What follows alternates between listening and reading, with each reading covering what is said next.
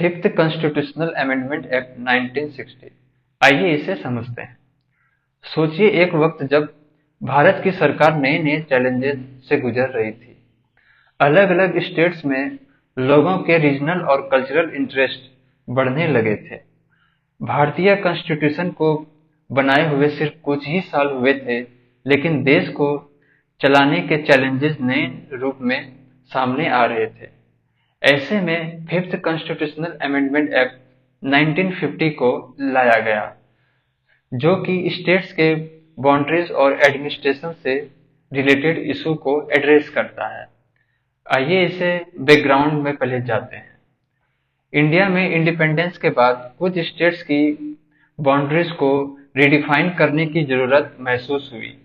ये काफी बड़ा मुद्दा था, क्योंकि स्टेट्स के बाउंड्रीज से उनका कल्चर, एडमिनिस्ट्रेशन और इकोनॉमी भी जुड़ी हुई थी।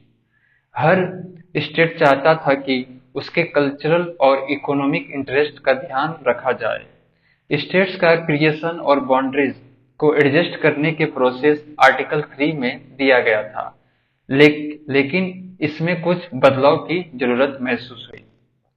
प्रॉब्लम ये थी कि अगर कोई नई स्टेट क्रिएट करनी है या एग्जिस्टिंग स्टेट्स की बाउंड्रीज में चेंज करना है, तो पहले वो प्रपोजल प्रेसिडेंट को भेजना पड़ता था।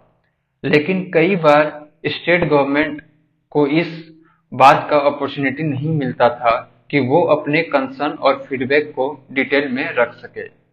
इस इशू को रिजॉल्व करने के लिए फिफ्थ अमेंडमेंट लाया गया।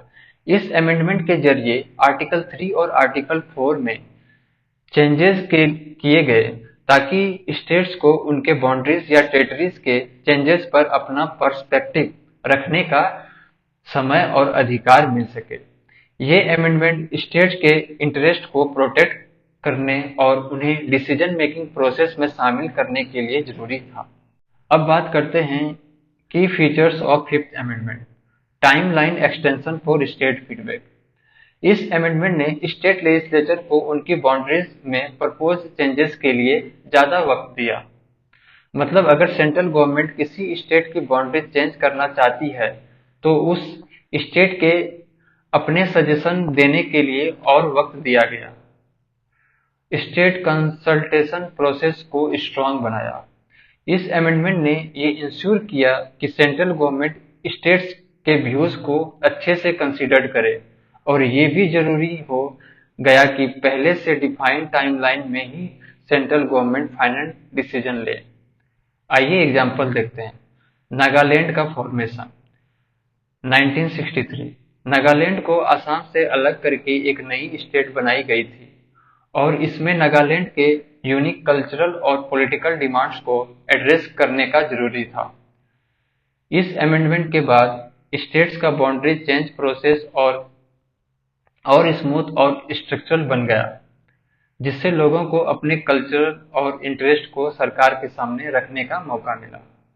पंजाब और हरियाणा का सेपरेशन 1966। पंजाब और हरियाणा के कल्चरल और लिंग्विस्टिक डिफरेंसेस को लेकर कई डिस्प्यूट्स हुए।